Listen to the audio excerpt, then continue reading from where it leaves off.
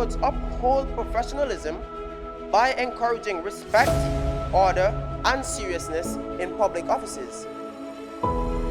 Ironically, it's the same heat in which they expect lawyers, like our dear Madam Moderator, to wear dark clothing covered by a robe to appear before the court.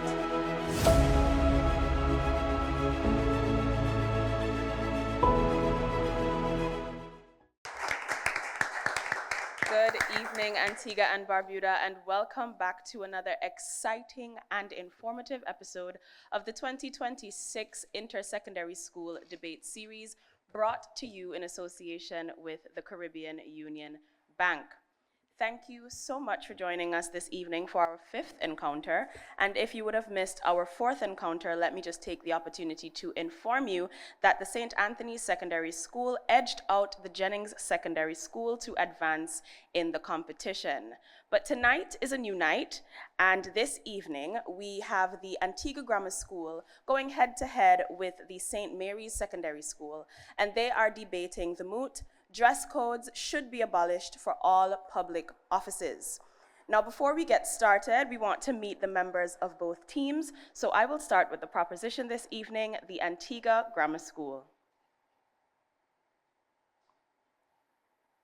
Good evening, I'm Amari John, first speaker of the proposition, the Antigua Grammar School. Good evening, my name is Jaden Baptist. I am the second speaker of the proposition from the Antigua Grammar School. Good evening, I am Ray John, the first backup speaker of the Antigua Grammar School. Good evening, I am Alexander Simon, the second backup speaker of the Antigua Grammar School.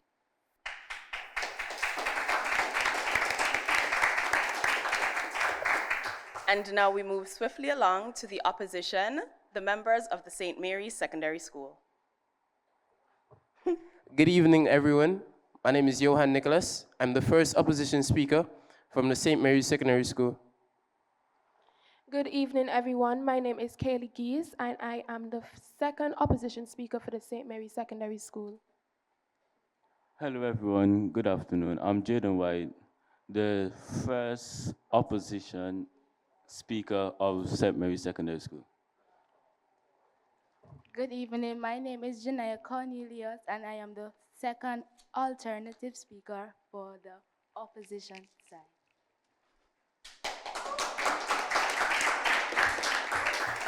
Lovely, lovely. Now, as it is customary, a panel of judges will decide on the team that will advance in the competition, and I have the opportunity to introduce you, to the panel of judges this evening. We have first Ms. Pharrell Hill Mercedes, Counselor of the Youth Intervention Unit, Mr. Shavar Maloney, Manager of the Marketing, Communications, and Commercialization of the University of the West Indies, as well as Mr. Ursel Charles Jr., Deputy Director for News and Current Affairs at ABS, and the lovely Miss Aisha Lynch as our timekeeper this evening. Please give them a round of applause.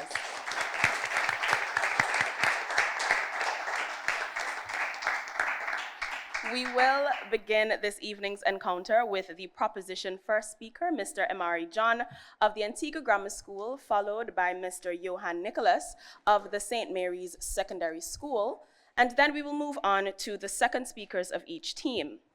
First speakers will be given 5 minutes for their presentations, and second speakers will be given 3 minutes.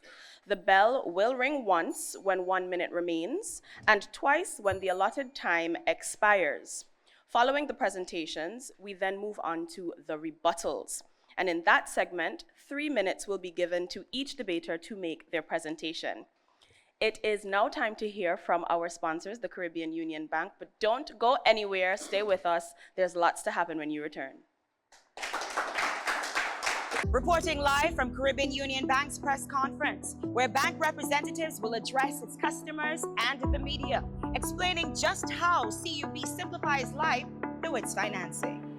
Today, my team and I will share with you how CUB's financial solutions are designed to simplify your life. Now, let's open the floor for any questions that you may have. How can you help me as a retiree? That's a good question. We offer customized retirement solutions at competitive rates. How easy is it for me to switch my mortgage to CUB? With attractive interest rates and minimal switching fees, CUB makes switching mortgages easy. Do you offer point of sale machines? Absolutely. All point of sale systems can speed up checkout and boost sales. Those were great questions, and our team is here to further support you. We're Caribbean Union Bank, the bank that cares, and our doors are open to welcome you.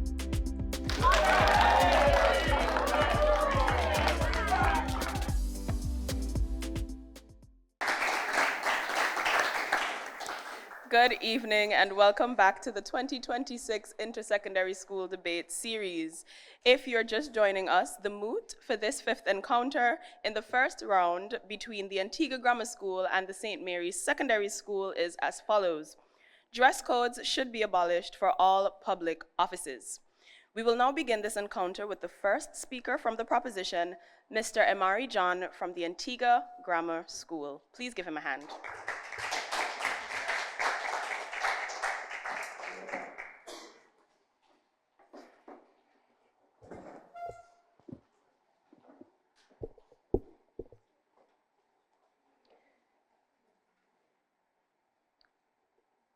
Madam Moderator, distinguished judges, worthy opponents, members of the listening and viewing audience, good evening. My colleague and I rise to affirm the moot, dress codes should be abolished in all public offices. According to the Cambridge Dictionary, a dress code is an accepted way of dressing for a particular setting to include here. The Cambridge Dictionary also defines should as the best or right course of action. The Merriam-Webster Dictionary defines abolish as to formally put an end to something, and the Constitution of Antigua and Barbuda defines a public office as any paid position within the public service. This moot therefore asks whether enforcing dress codes is the best policy for public service delivery. Today, we will show that dress codes in the public offices should be abolished because 1, they impose financial barriers to public services. 2, professionalism is measured by behavior, not attire. 3, they disproportionately marginalize women, while the second speaker will further show that dress codes are unjust, impractical in our climate, and can lead to discrimination. Dress codes impose unfair financial burdens, especially on low-income citizens. Expecting people to purchase special attire for occasional office visits or daily public service work is unrealistic when many households must prioritize food, transportation, and housing. And to put this into perspective, let us look at the real cost of a society-defined proper outfit for entering a public office. $135 for a white dress shirt, $155 for a white dress pants, $395 for some shoes, and for the lawyers, $395 for a jacket. Research from the Institute of Clothing and Textile Studies in 2024 shows that low-income individuals often rely on second-hand or borrowed clothing, prioritizing practicality over formality. When institutions require specific attire, access to government services become dependent on income rather than citizenship. Strict dress codes therefore create a financial barrier that turns a right into a privilege. There is also no evidence that dress codes guarantee professionalism. Experimental research in social and organizational psychology supports this. Professionalism is reflected in punctuality, efficiency, courtesy, and competence, not skirt length. Howlett et al. Found that when roles and abilities were held constant, variations in dress formality did not significantly affect perceptions of professionalism or competence.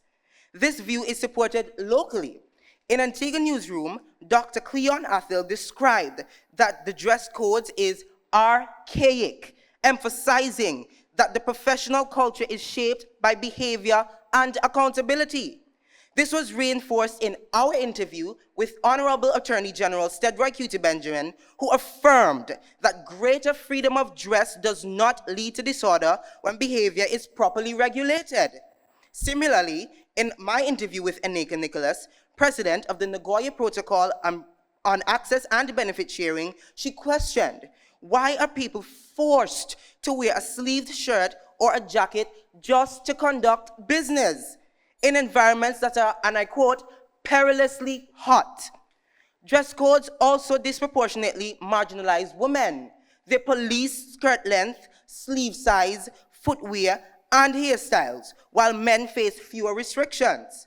Women are more likely to be judged or embarrassed based on subjective standards of appropriateness, reinforcing unequal access. In my interview with Antigua Nicholas, she admitted that in professional spaces, and I quote, for better or worse, you do learn to comply. This shouldn't be. That statement reflects how women are often expected to silently accept restrictive standards rather than question them. Finally, rigid dress codes also damage workplace morale. On July 16, 2021, at the Antigua and Barbuda Labor Department, a dispute over employees wearing jeans escalated into union intervention, ministerial involvement, and police presence, according to Observer News. Staff were sent home due to management's decision, not misconduct. The issue was ultimately resolved by relaxing the dress codes, proving that flexibility, not rigidity, supports professionalism. In conclusion, strict dress codes do not improve public service. They exclude, marginalize, and distract from what truly matters. Abolishing them restores dignity, access, and equality, allowing public offices to focus on serving the people. Thank you.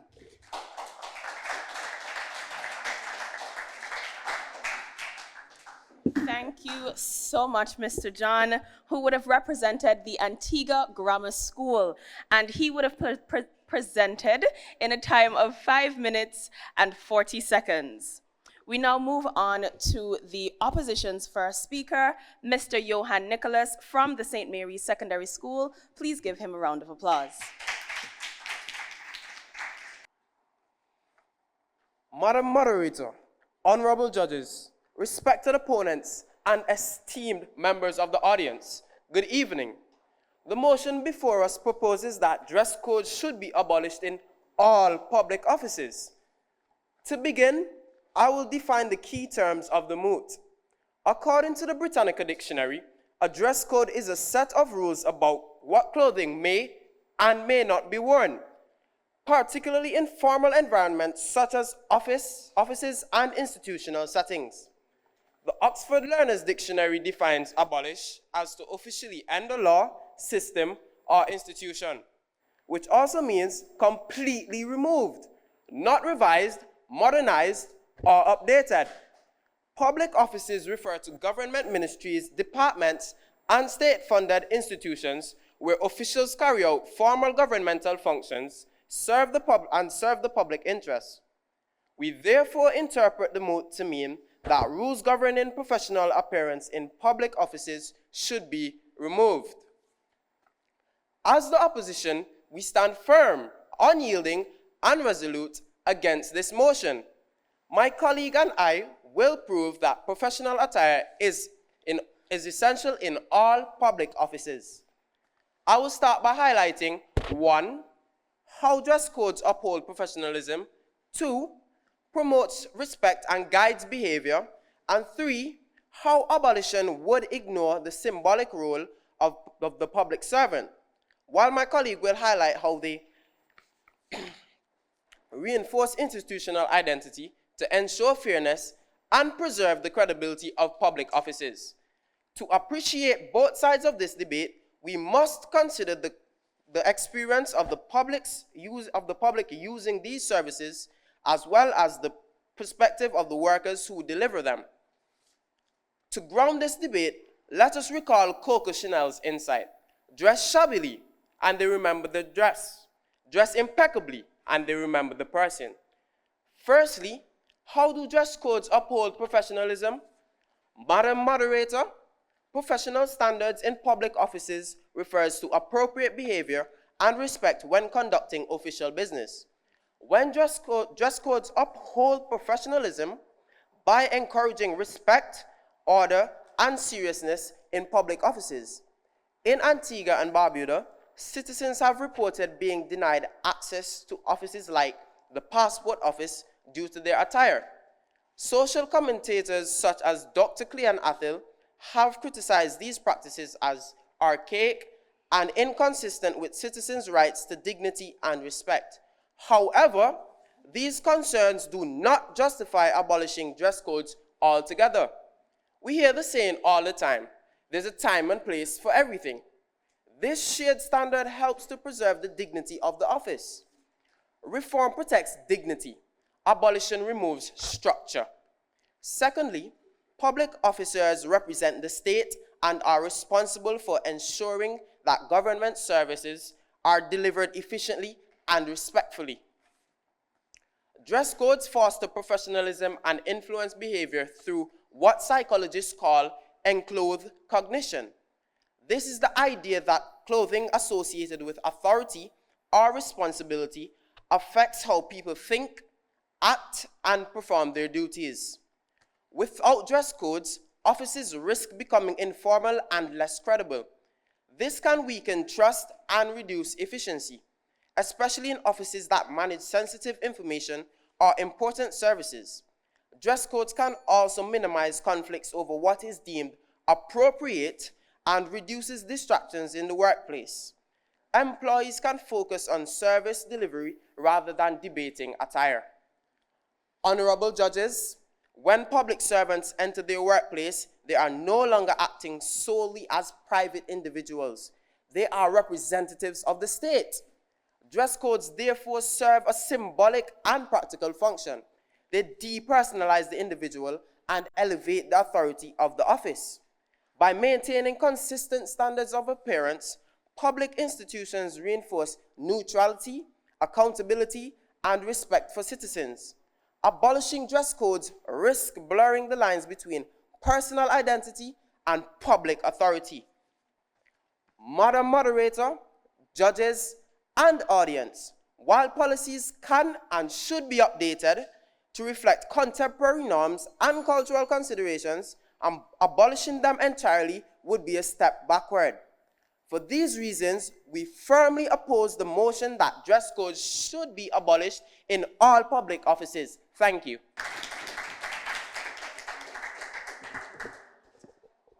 Thank you so much, Mr. Nicholas. By far the tallest debater we have seen. He would have completed his presentation in a time of 5 minutes and 14 seconds. We're moving swiftly along this evening, so I will welcome the second proposition speaker from the Antigua Grammar School, Mr. Jaden Baptist.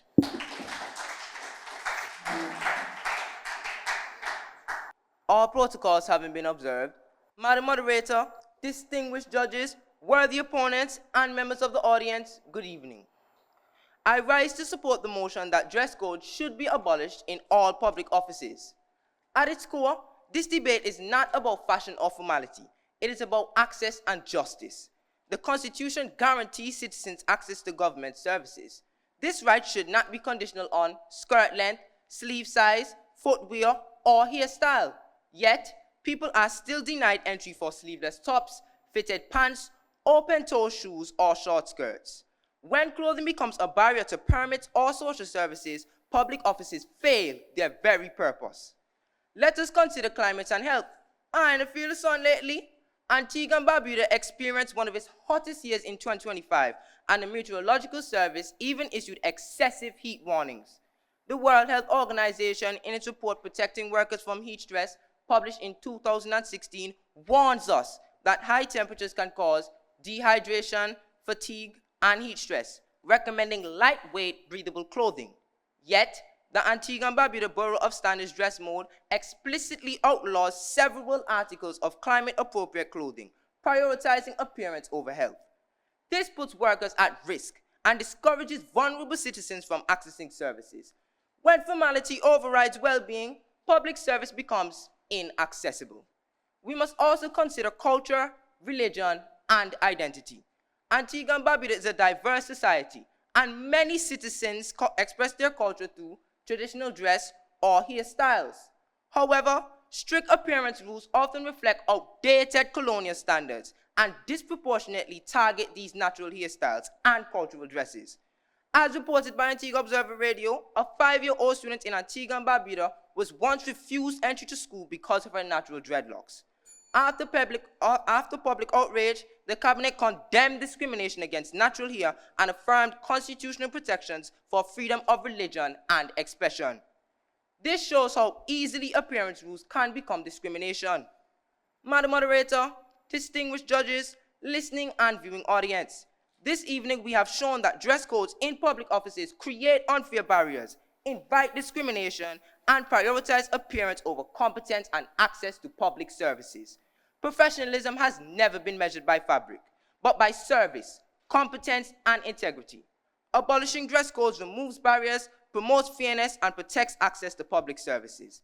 We therefore confidently affirm the motion, dress codes should be abolished in public offices. Thank you.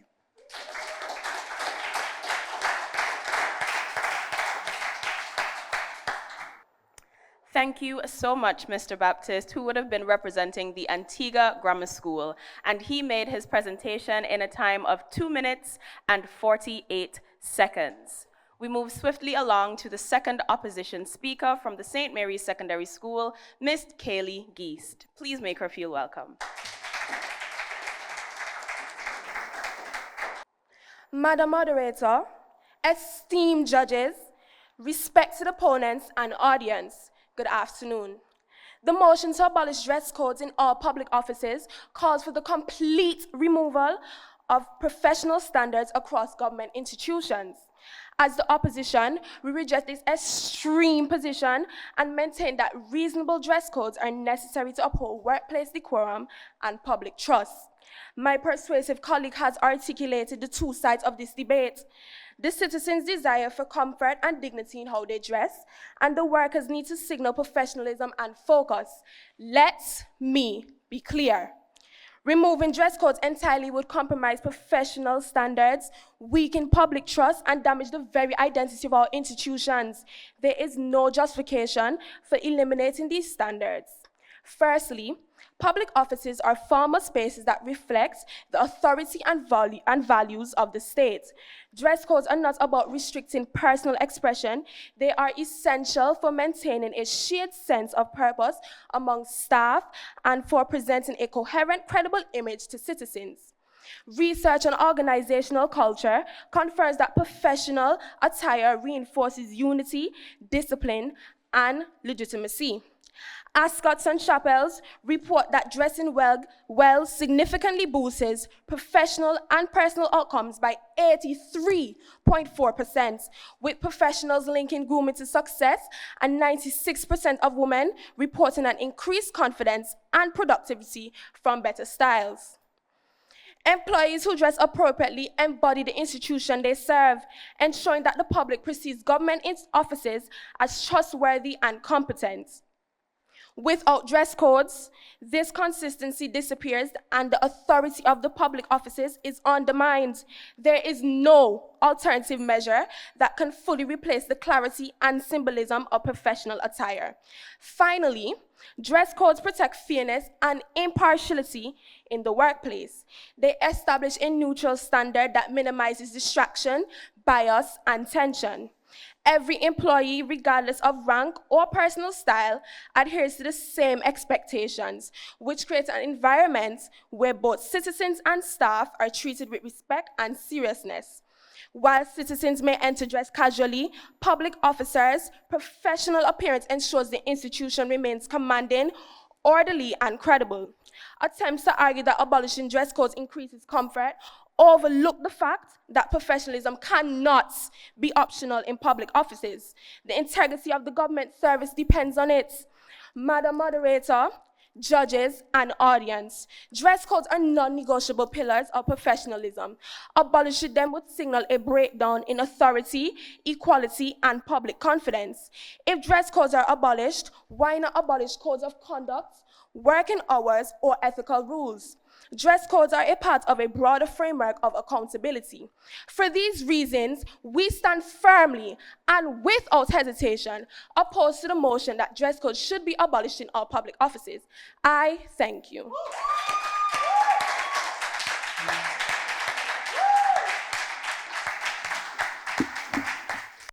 Thank you, Ms. Geest, representing the St. Mary's Secondary School and completing her presentation in a time of 3 minutes and 24 seconds.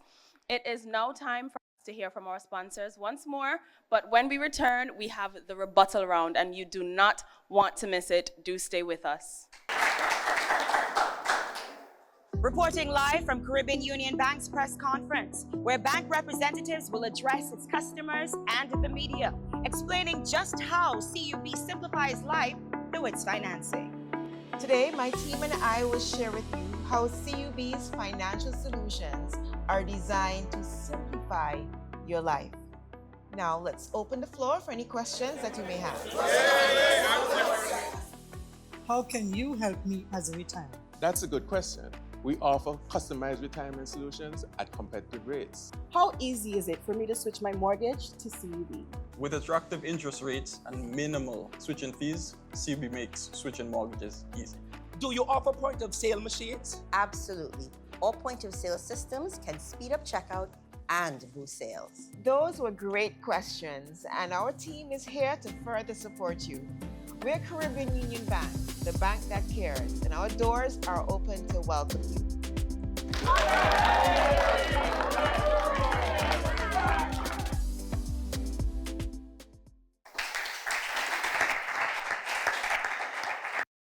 Good evening once again, and welcome back to the 2026 Intersecondary School Debate Series, brought to you in association with the Caribbean Union Bank. We are back with the rebuttal round, and if you're just joining us, you'll see that the Antigua Grammar School and the St. Mary's Secondary School are meeting to debate the moot dress codes should be abolished for all public offices. Now, if you would have been here from round one, you're seeing that the things are getting heated. The rebuttal segment is about to begin, and each presenter will be given 3 minutes in which they are to complete their presentation. The bell will ring once when 1 minute remains, and twice when the allotted time has expired.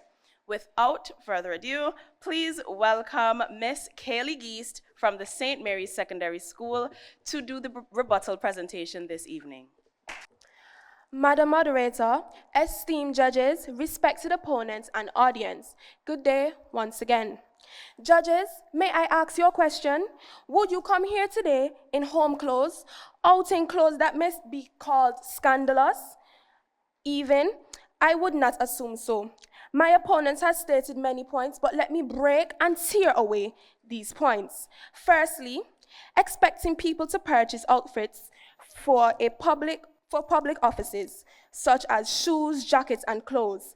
Madam Moderator, there are more than one place where people can purchase outfits that are affordable and not expensive. Professionalism is not measured by attire, but by behavior. I will restate the quote made by my partner. Dress shabbily and they remember the person. Dress impeccably and they remember the dress. Dress shabbily and they remember the dress. Dress impeccably and they remember the person. As an Antiguan, I won't remember the person in the office that I spoke to as, wow, her clothes look nice.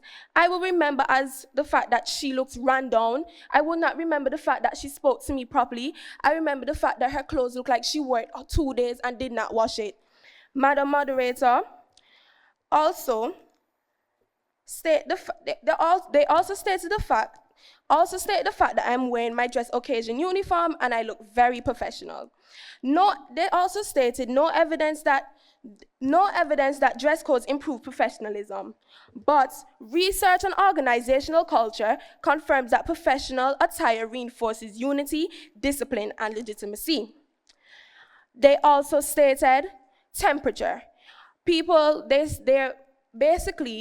are saying that professionals must wear long sleeve clothes. That is appropriate. Professionals must wear Professionals must wear long sleeve clothes. My opponents have also stated temperature. Let me tell you this. In most public offices, have AC. And if you do not have AC, there is fans and windows that can be opened. They also stated a 5-year-old girl was refused into school because of dreadlocks. I am not blaming the 5-year-old girl or the parents, but was her hair kept neat or was it looked all over the place?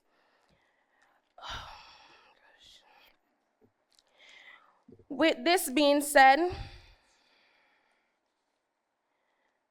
if dress codes are abolished, I ask you once again, why not abolish codes of conduct, working hours, or ethical rules? Dress codes are a part of a broader framework of accountability.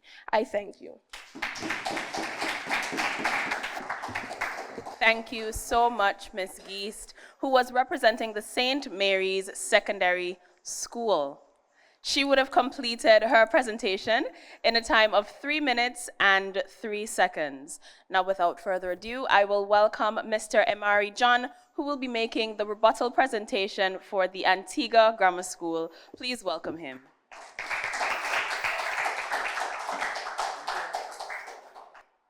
Madam Moderator, my colleague and I have had the displeasure of sitting and listening to the opposition's fundamentally flawed argument. Much like a bar of chocolate in Antigua and Barbuda's all-year-round summer heat, their arguments cannot withstand pressure when faced by reality. Ironically, it's the same heat in which they expect lawyers, like our dear Madam Moderator, to wear dark clothing covered by a robe to appear before the court. The opposition further went on to indirectly state that citizens would start going to court or the Prime Minister's office in pajamas. However, since birth, all members of society go through social conditioning. You wouldn't dress the same to a funeral as you would to the beach. Public workers are not robots programmed by dress codes, but they are members of society who knows what is appropriate. Anyone who says this believes public workers cannot be trusted. So, Madam Moderator, in this moment, I will truly require your assistance to help me grasp exactly what the opposition is trying to say. Because I know if a law is abolished, my sense of morality will not go out the window behind it. My opponents also stated that dress codes reduce conflict, but as history shows, this is not true. As stated earlier, in my speech on July 16th, 2021, at the Antigua and Barbuda Labor Department, a dispute over employees wearing jeans escalated into a union intervention, ministerial involvement, and police presence. Madam Moderator, distinguished judges, listening and viewing audience, that sounds like conflict to me. My opponent further stated that uniforms ensure authority and order. However, authority is seen through effective leadership and conduct, not through the different outfits they wear. A poorly performing officer does not gain legitimacy by wearing formal attire. Finally, the opposition's first speaker stated a quote that was repeated by the second speaker from Coco Chanel, which stated something along the lines of remembering a bad outfit. How are we to compare someone who can afford to buy Birkin bags to a single mother of 2 working minimum wage in Antigua and Barbuda? I rest my case.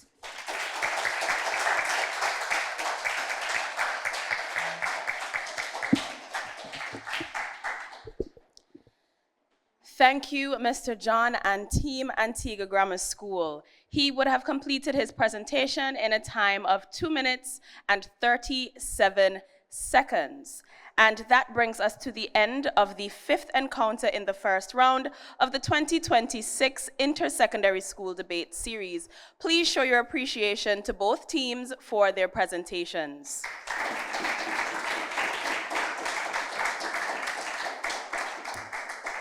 Thank you so much. Stay tuned. When we come back, we'll hear from the judges and we'll have our decision this evening. You do not want to miss this.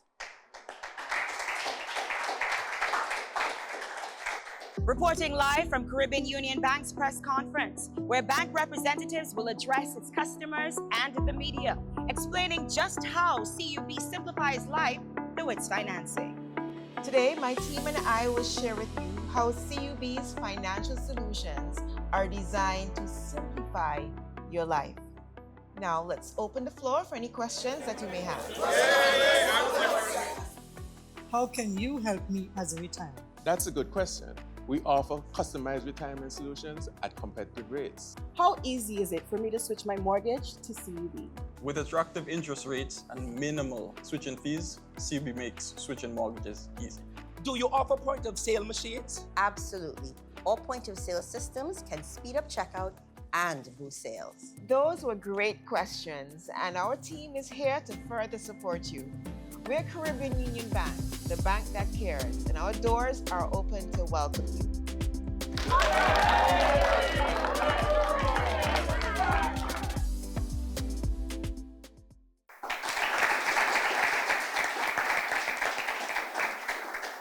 Welcome back, and thank you so much for staying with us.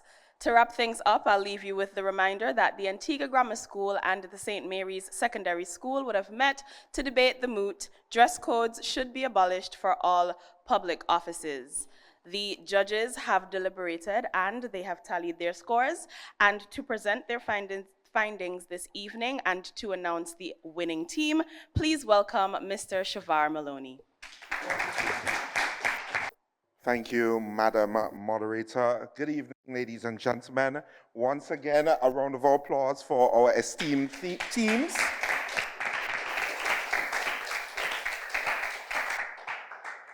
As judges, when we sat and we listened, we must say that, the preparation that goes into topics such as these, which are timely, which can be high pressure, is something that when we listen to the arguments put forward, we always look forward to what is brought.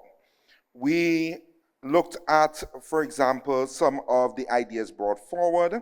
Particularly, we like the idea with the genes and how it was reiterated. We looked at the research done by the teams. They were well done, good effort. The sources, we looked at the use of sources, both local, regional, and international. Just a point that when you use articles, that you should indicate the date, not because we are all sitting here, we assume that we would have read the newspaper or we know exactly what date it would have come from. We loved the succinct language for storytelling which was used by the teams. Of course, we love the dramatics by the teams. That is something that always adds a flair to debate and something that, I think that persons can emulate. When you add that little ounce of drama, it really flavors what we are listening to and it doesn't become just a speech. We love the confidence in the prepared part of the presentation, and we must commend you all. As we noted, this was a high pressure topic, and in the rebuttals, we saw that, one of our speakers came, but what we want to say to you is that you made a good effort. Don't let this be a detriment to you. You can look forward to doing well. It's also because you're the only female among the males, but I understand, don't worry. But ladies and gentlemen, overall, we were very pleased with the preparation. There could have been a few other areas explored, and we urge our teams every time as they prepare for their debates, don't just keep it local or regional, look expansively and bring it together. Even though it's 5 and 3 minutes, you can say a lot in that time. That being said, that is enough of the comments. Let's get to the meat of the matter. For the results, for best debater for the proposition, that goes to Imari John of the Antigua Grammar School. For the best debater for the opposition, Kaylee Geese of the St. Mary's Secondary School. The best overall debater, Mr. Imari John of the Antigua Grammar School. And with a total of 79 points, the winner of this evening's encounter is the Antigua Grammar School.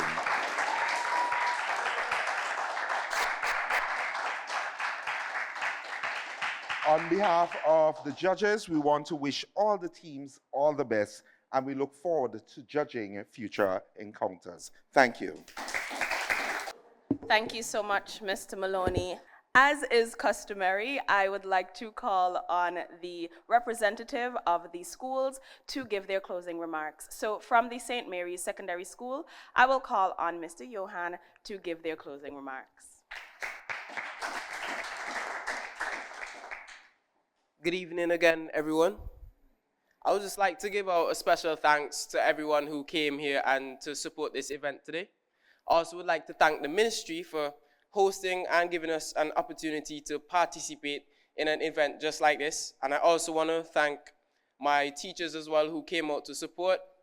And I just want to thank the opponents as well who came out so that we could have a good debate. And yeah, thank you.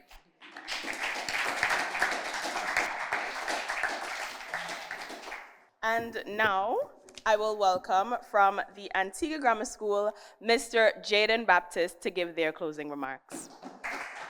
Good evening, everyone. Me and my colleague would like to first thank God for bringing us here this afternoon and carrying us all throughout the debate. Secondly, we would like to thank our trainers, Ms. Joseph, Mr. Quinn, and Ms. Michael for helping us edit our speech and practice for this debate. Thirdly, we would like to thank all our school members who came out to support us, all the members of the debate team who helped edit and revise it. And we would finally like to thank the opposition for giving us such a good battle. Thank you.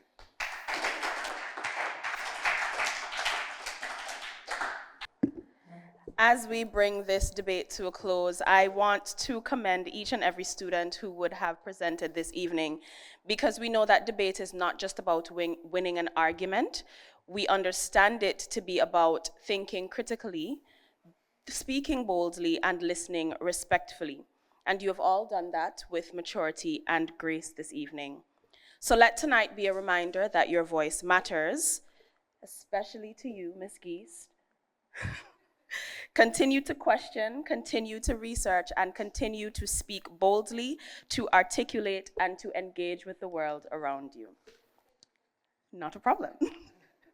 Congratulations to all of you for competing, for showing up, and for rising to the occasion. And I want to take this opportunity one last time to thank our teams for doing such an outstanding job, and to thank our in-studio as well as our viewing audiences for joining us this evening. This has been the 2026 Intersecondary School Debate Series, the 5th encounter of the first round. Until next time, think positive thoughts. Good evening.